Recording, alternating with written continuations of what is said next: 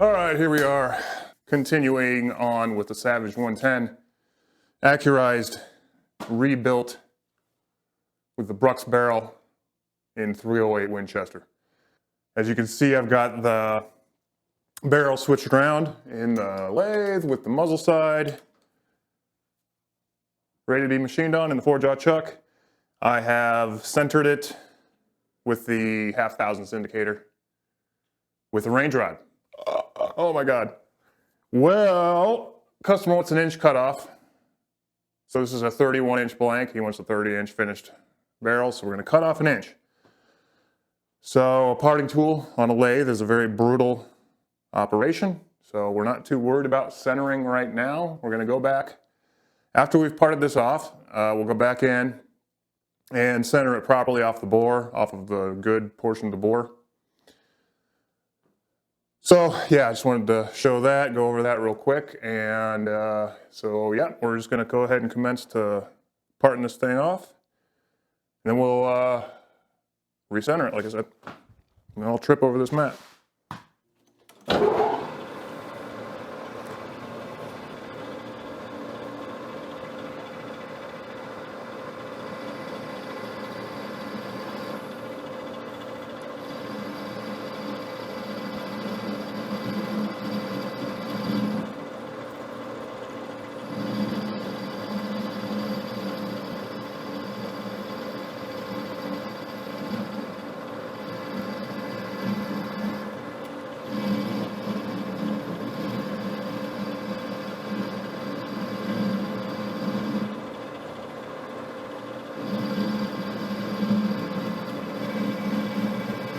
Slow and steady.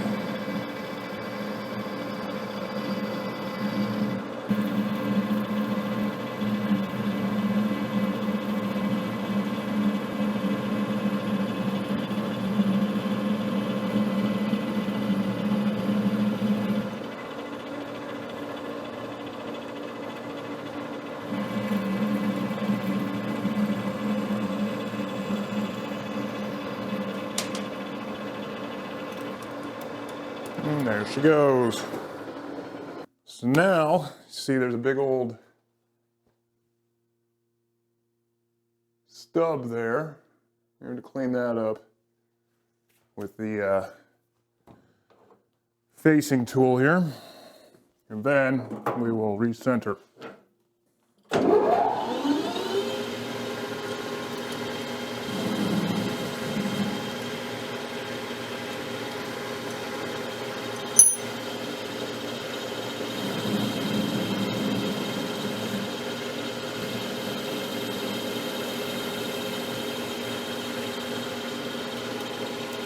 Okay, there's a clean face.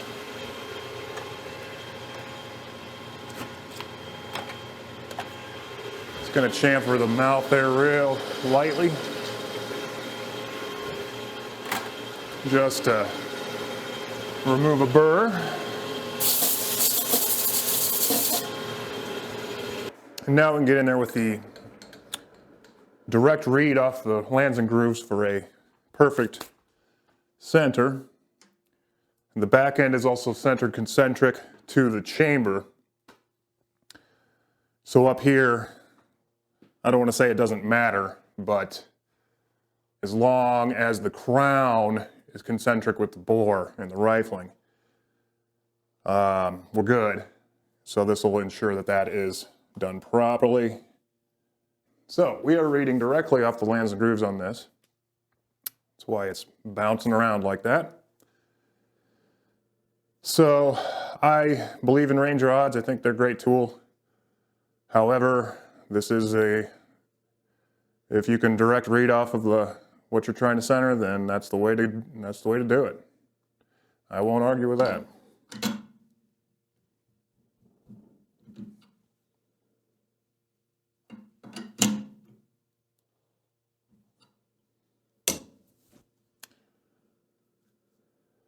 Jaws are tight. Everything is spinning concentric here. No threads on this one, so all we got to do is cut an 11-degree crown. A little cutting oil. And I'm just going to come in here. There we go, there's contact. So little by little.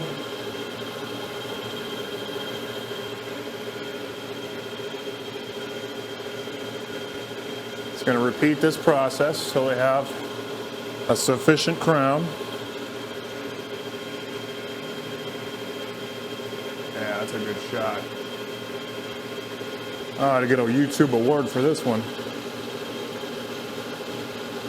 Internet award. A little more cutting off.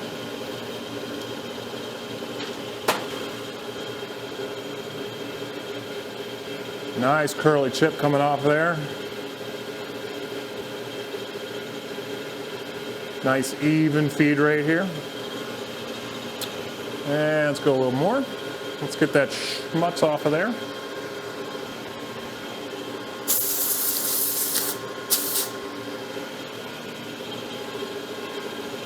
Gonna get in your way real quick. Okay, yep, let's take another pass.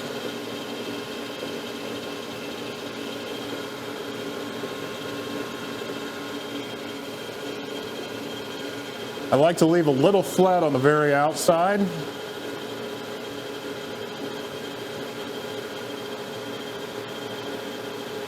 One continuous chip the whole way. No, this does not have a chip breaker. There we go. I think that'll be just fine. So that's all there is to it for that. Next, what I like to do is put in a 60 degree, internal crown. This is simply a 60 degree piloted cutter. So we will use the same bushing, that 3002, held in a reamer holder. There we go. Now it's entering with no resistance. And let's blow out the bore real quick. I don't want to be pushing any chips or anything. I don't want anything between these two things. Between the bore and the pilot. See, I don't want anything in between the piloted bushing, or the bushing pilot, whatever you want to call it, and the bore. So there's no chance of me scratching anything, causing any problems. So as long as we're lubricated and going in straight. You can see the pilot spinning there with the bore, guiding the cutter in. And we're just taking a little bit off. Just a few chips lift up. There we go. That's all I like to do. Just break that edge. We're just breaking the edge, giving it a very slight chamfer. Really all that does is protect the actual bore in any event of, like, with an 11 degree crown, it's very unlikely that it's ever going to get hit. You know, if you drop it straight down on a rock, then sure, you're screwed, but I don't know. It's also for a cleaning brush. You know, when you're cleaning, it gives that brush a little bit of a funnel, and we're talking, what is that? Not even 10,000ths of a sort of a funnel. Just a, you know, whatever. Extra little touch I like to do. But there we go, that crown is done. It doesn't need any polishing. It's basically as good as it needs to be. Plus polishing, I'm going to be pushing on it with my hand. I'd rather leave it as it is right now, perfectly concentric. You know, so as careful as you want to be, there's still a good chance that you're going to kind of put a 10,000th of an unconcentric feature into the crown. So we're just going to leave it as it is. It's another reason I like to use this cutter. Just ensures that everything is just dead straight, perfect, concentric with the bore, and everything like that. So that's the crown work. That's done. This barrel is done, essentially. completely done. So we'll get it out of the machine, torque it on, and then we got to bed it, get it laser engraved, and we'll see if the customer wants Cerakote. I don't think he did. But, so that's it. That's it for the barrel work. We're good. Everything turned out beautifully, as always. All right, we got the barrel locked up in the barrel vise down here. I've cleaned out the bore, cleaned everything else, cleaned the receiver, recoil lug. I've reinstalled the little nubby on the lug. So that's all good to go. Got out my Short Action Customs modular action wrench to do the torquing. Headspace gauge is ready, cleaned off, so everything's good to go. We're gonna put this, assemble all this stuff. Like I said, everything's been cleaned. There's nothing, no obstructions here. Wipe it off and get this puppy torqued on. Do a final headspace verification. And while I have the action off the barrel, I'm just going to pre-lubricate the lug abutments back here. A little lubrication and threads just to ensure that everything's going to go together real nice and happy like. So we'll get a little of my red grease, just a little bit, and apply that to the lug abutments there. So we don't want anything galling up. Nice smooth operator. And then just barely any grease on there, but a little bit goes a long way.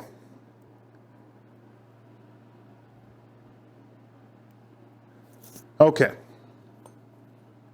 Happy with that.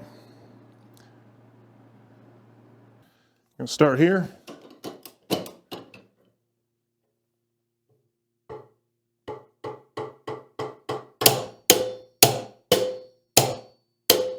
There we go.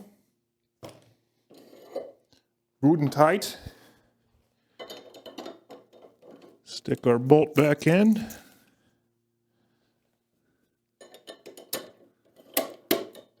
Bolt closes. Go gauge.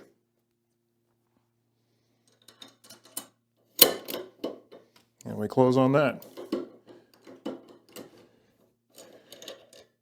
We will simulate our 2000s no-go with the tape method. One piece of cellophane tape on the back representing about 2/1000 of an inch. And that is a not closing, and that's a hard stop. So there we go. That's torqued on. We are aligned with the high side of the barrel.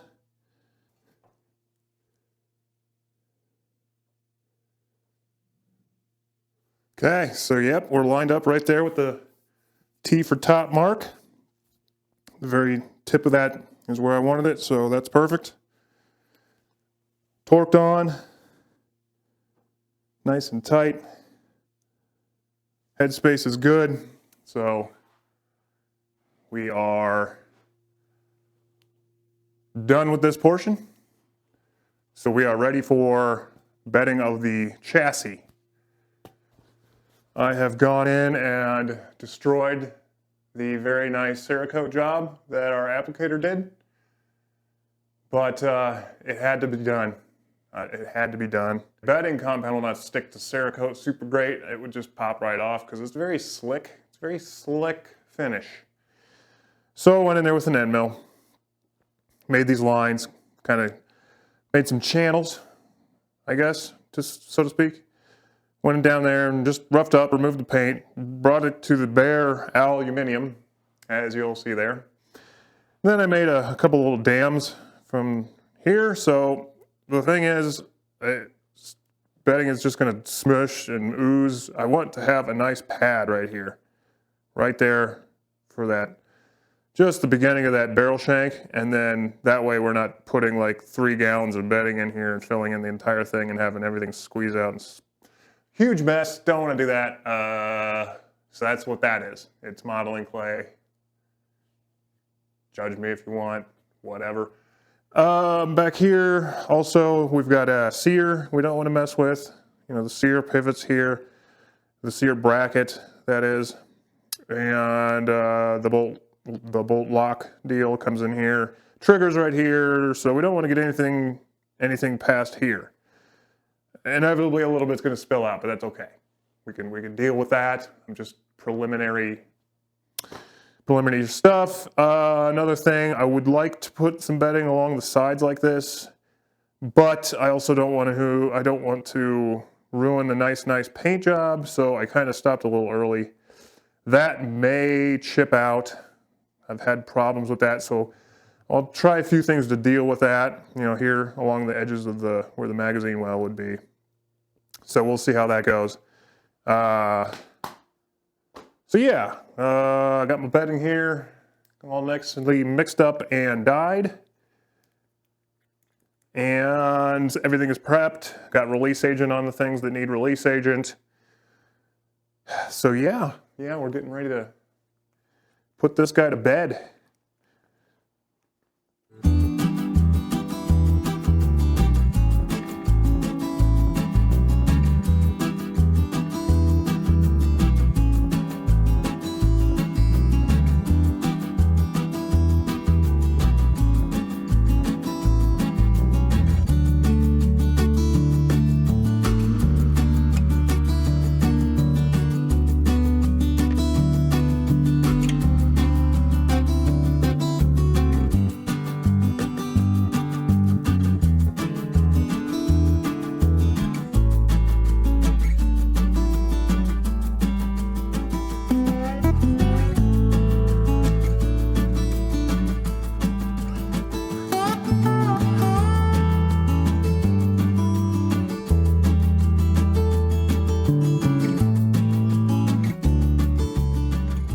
Okay, I don't know. That's probably fine. What the heck?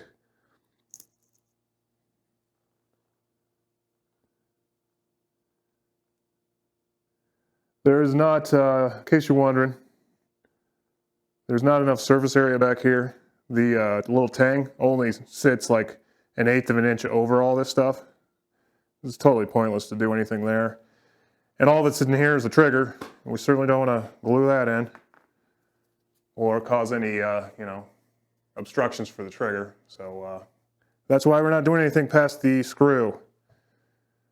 Up here is the most important part, obviously, and that's a big, nice, thick area right here. Recoil log, everything's going to be locked in perfect. So let's lay her in there. Are you ready to go to bed? Are you ready to go to bed, Mr. Savage? Okay.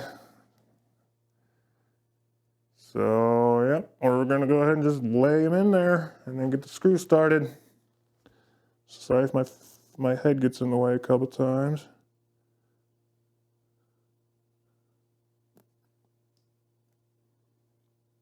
Oh, yeah. We're going to squeeze out. Okay. Oh, hold it.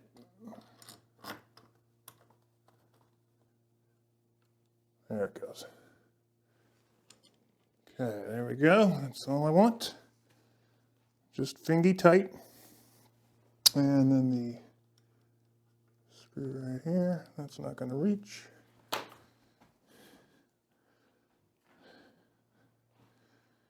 This is going to reach. Yeah, reach.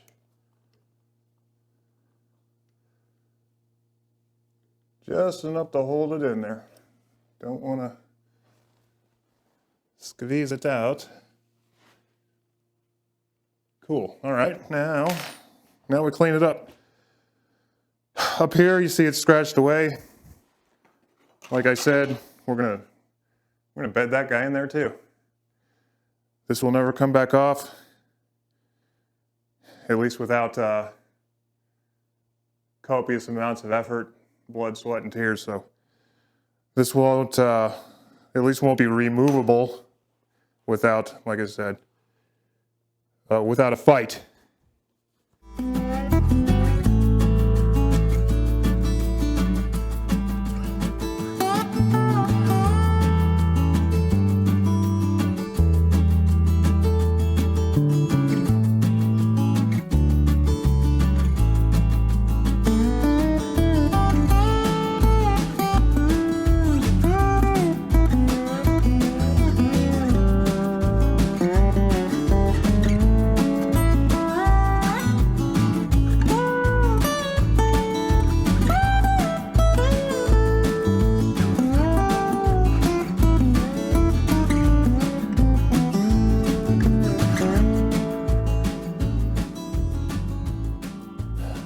Puppy's been curing overnight. Let's see what we got.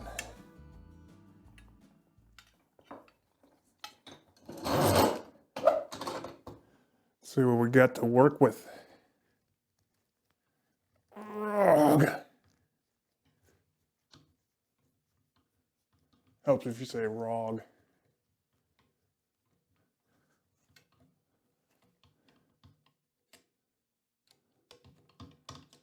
Oh, schnucks, don't tell me it's stuck in there.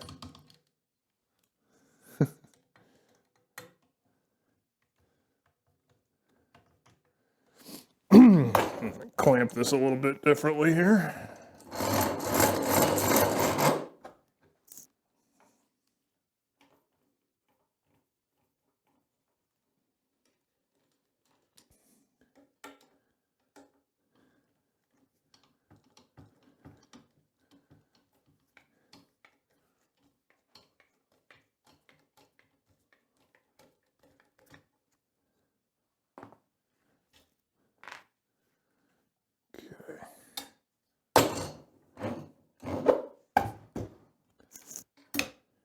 Oh, well, that came off pretty easy. All right. Looking nice in there. Good. It's going to need some cleanup, obviously. But, yeah, real nice. A little bit of chip out there around the screw hole, but really doesn't matter. You can see where their contact is. That's the only two places that action actually sits in there and touches. So now you can see it's got a nice, perfect bedding little spot there for it. All right, cool. So got some cleanup to do, so we'll start doing that. A little bit of spill out in there, so we have to clean up some of this stuff in the action, obviously.